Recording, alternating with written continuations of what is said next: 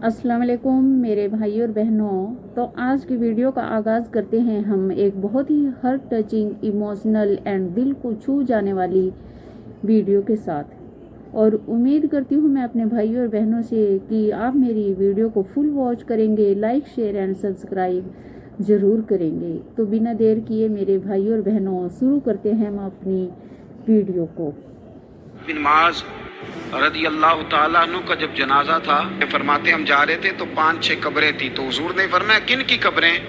हमने अर्ज की या रसूल अल्लाह सल्लल्लाहु अलैहि वसल्लम ये काफिरों की कब्रें। ये नबी पाक अलैहिस्सलाम ने फरमाया जो मुसलमान जुमे के दिन या जुमे की रात को फौत हो, हदीस के रावी हजरत अबू हुरैरा रदी अल्लाह ताला अन्हु, हुजूर सल्लल्लाहु ताला अलैहि वसल्लम ने फरमाया जो शख्स बीमारी से फौत हुआ, जो बंदा सूरह मुल्क पढ़ता है।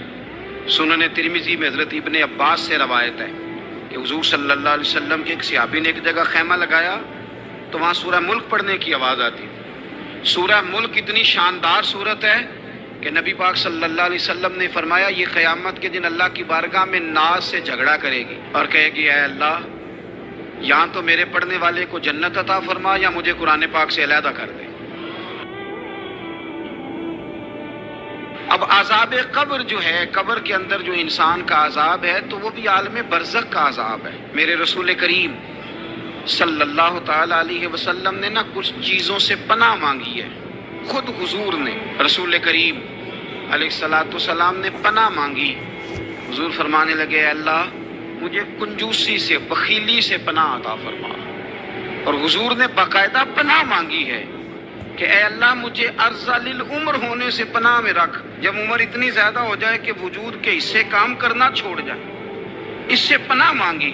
और खुद मेरे नबी पाक अलैहिस्सलाम ने कब्र के अज़ाब से पनाह मांगी। ये तालीम उम्मत के लिए कि तुम भी पनाह मांगो अज़ाब कब्र से। कब्र का अज़ाब पर हक है। कब्र के लिए तैयारी करके रखना, अपनी कब्र को याद रखना, मर जाने को याद रखना। हज़रत साद बिन माज रदी अल्लाह ताला अन्हु का जब जनाजा था तो सहाबे किराम फरमाते हुजूर ने नमाज जनाजा की इमामत फरमाई तो कब्र के तैयार होने में कुछ देर थी। तो रसूल करीम सल्लल्लाहु अलैहि वसल्लम जमीन पर बैठ गए और एक लकड़ी से हुजूर जमीन कुरेदने लगे। हम महव इंतजार थे कि अल्लाह के रसूल सल्लल्लाहु अलैहि वसल्लम सर मुबारक उठाएं, हमें को नसीहत करें।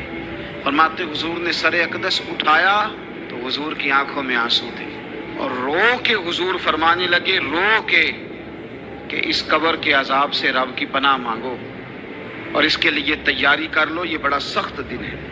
रो के हुजूर ने फरमाया, रो के। आज तो लोग मजाक बनाते हैं, कुछ फकीर सूफी दरवेश कहलाने वाले भी, वो कहते हैं जो मौलवी बता रहे हैं ना कब्र में बिच्छू होंगे, सांप होंगे, ये तो मौलवी अपनी कब्र बता रहा है, हमारा इससे क्या लेना देना है। खुदा से डरे। वो चीजें जो अहादीस मुबारका में आ गई, जिससे नबी पाक ने हमें डराया, हमें समझाया, आप उस तंबीह को, उस नसीहत को आप इस रंग में लेंगे कि मजाक बनाया जाएगा दीन का, बजाय इसके कि उससे डरा जाए। हजरत सैयदना बरा बिन आज़िब रदी अल्लाह ताला अन्हु इरशाद फरमाते हैं कि मैंने नबी पाक सल्लल्लाहु ताला अलैहि वसल्लम से खुद इस बात को सुना है। खुद रसूल करीम सल्लल्लाहु अलैहि वसल्लम ने फरमाया। हजरत ज़ैद बिन साबित रदी अल्लाह ताला अन्हु भी इस बात के रावी हैं। फरमाते हम जा रहे थे तो 5-6 कब्रें थी। तो हुजूर ने फरमाया किन की कब्रें?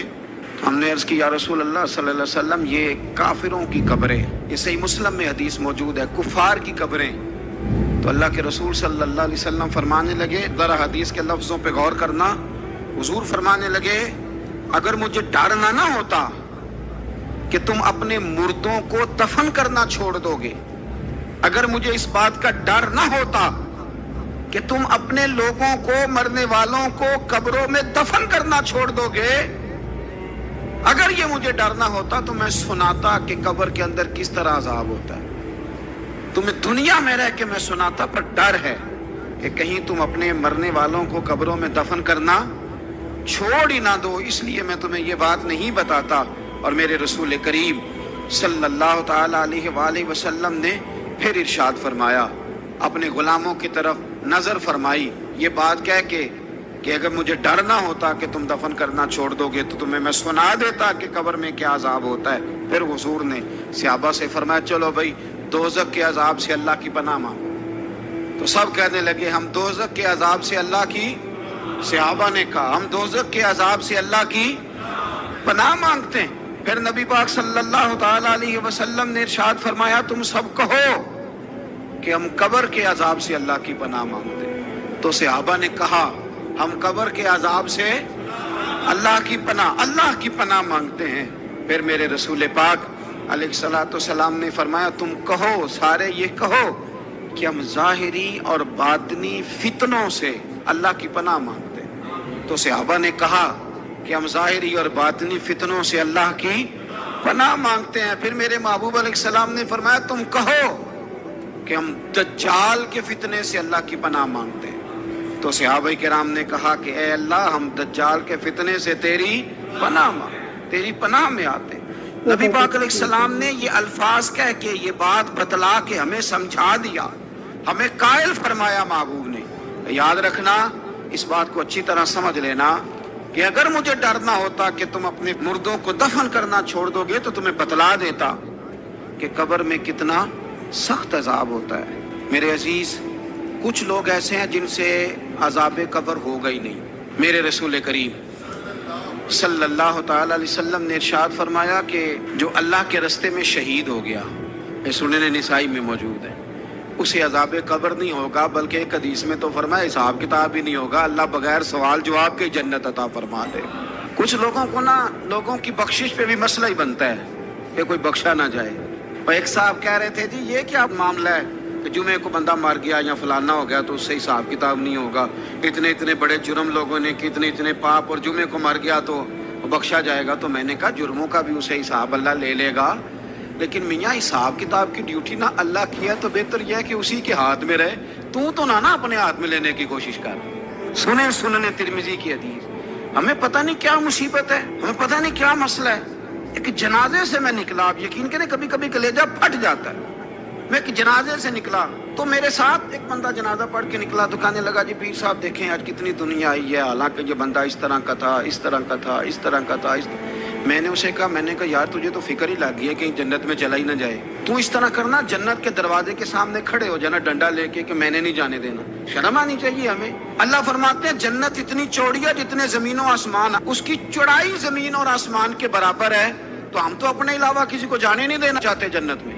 اور بس کریں، جنت خدا کا فضل ہے، اور اللہ فرماتے ہیں میرا فضل میں جسے چاہتا ہوں عطا کر.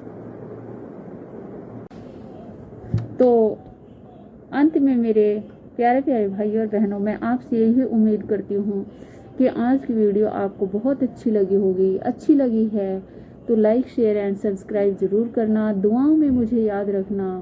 ملتی ہوں کل ایک پیاری سی ویڈیو کے ساتھ. اللہ حافظ.